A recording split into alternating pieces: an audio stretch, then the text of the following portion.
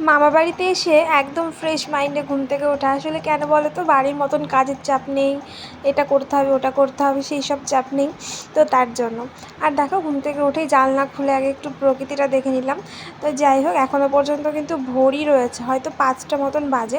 আর ওই যে দেখতে পাচ্ছ নিচে মা, মাসি, মামি সব রান্নাবান্না বসিয়ে দিয়েছে। তো চলো এবার আমি ফ্রেশ ট্রেশ হয়ে নিলাম, তারপরে একটু ওপরে আসলাম। দেখো মামি এত সুন্দর গাছ লাগিয়েছে আর খুব সুন্দর লাগছে। এই গাছগুলোর জন্য বাড়িটার সৌন্দর্য আরও যেন বেড়ে গেছে। আর পুকুনকে দেখি পুকুন কী করছে, দেখো গোটা বিছানা জুড়ে ও ঘুরপাক খেতে খেতে ঘুমাচ্ছে। ওই হ্যালো, কী করছিস? এখন দাঁত মাজছে। ঠিক আছে। স্কুলে যাবো। তো এই যে ভাই তো স্কুলে চলে গেল, তারপর আমি চলে আসলাম একটু দাদুদের গোডাউনে। তো এখানে পুজোর সমস্ত কিছু জোগাড় যন্ত্র মানে করা হয়েছিল আর কি, সব কিছু জোগাড় করে এক জায়গায় রাখা হয়েছিল।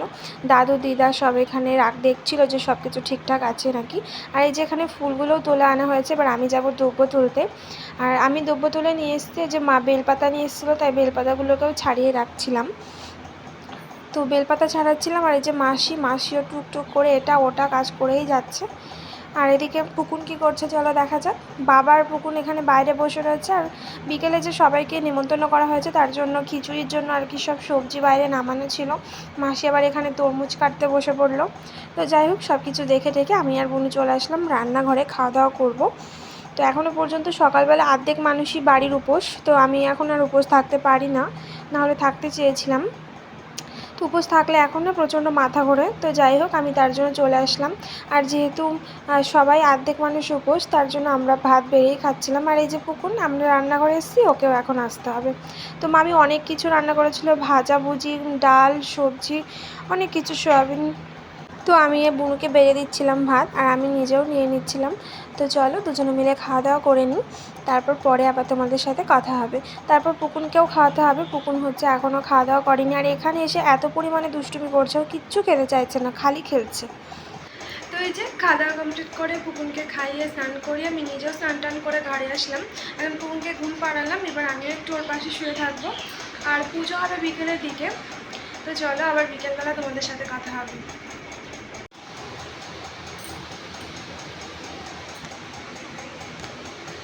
আচ্ছা, আমার তো এই জিনিসটা ভীষণই মনে হয়, তোমরা আমাকে কমেন্ট করো তো তোমাদের মনে হয় নাকি নিজের বাড়ি থেকে একটু অন্য জায়গায় আসলে নিজেকে একটু অন্যরকম লাগে না?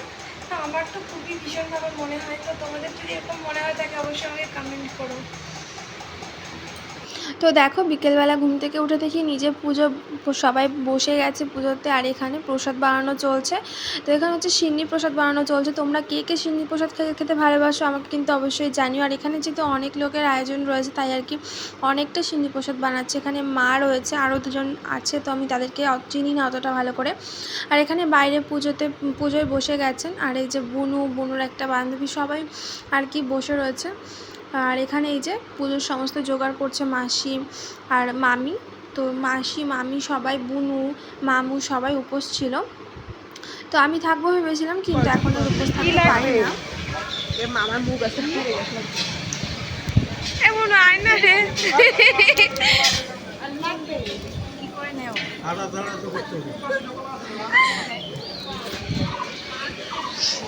বুনু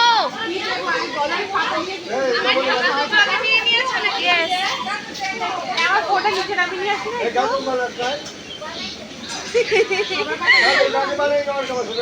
তো এদিকে তো পুজো হচ্ছে, সবাই অঞ্জলি দেবে যারা যারা উপোস ছিল। আর এদিকে দেখো আমার পুকুন কি করছে, ওর দুষ্টুমিটা শুধু একবার দেখো।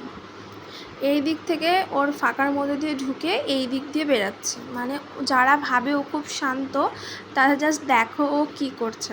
তো যাই হোক, তারপর ওকে একটু জামা কাপড় পরিয়ে দিলাম। আর আমিও একটু নাইটিটা ছেড়ে শাড়ি পরে আসলাম। আর নরম একটা শাড়ি পরলাম, যেহেতু কাজকর্ম টুকটাক রয়েছে।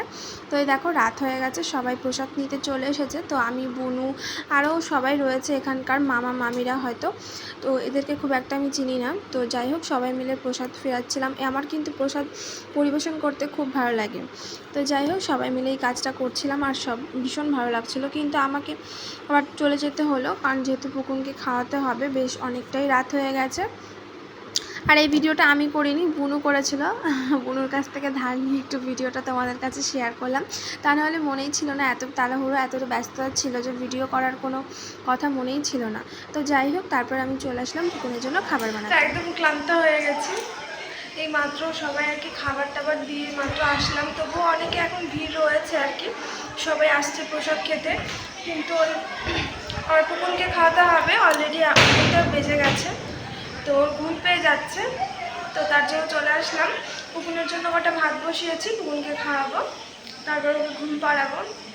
তো মার হয়ে গেলে সব দায়িত্বর আগে আগে বাচ্চা, তারপর। তো এই যে ঘরে চলে আসলাম, ঘরে এসে পুকুনকে খাইয়ে দিয়েছি আর ঘুমও পাড়িয়ে দিয়েছি। তো চলো আজকের মতন এখানেই শেষ করছি ভিডিওটা। আবার নতুন কোনো ভিডিওর সাথে তোমাদের সাথে দেখা হবে। তো চলো, আর তোমার সবাই খুব ভালো থেকো, সুস্থ থেকো। আর আমার ভিডিওগুলো যদি তোমাদের ভালো লেগে থাকে তাহলে অবশ্যই লাইক কমেন্ট শেয়ার করো, আর আমার চ্যানেলটা সাবস্ক্রাইব করে আমার পাশে থেকো। তো চলো আজ আসি, আবার দেখা হবে নতুন কোনো ভিডিওর সঙ্গে। ততক্ষণ সবাই খুব ভালো থেকো, সুস্থ থেকো, টাটা আর গুড নাইট।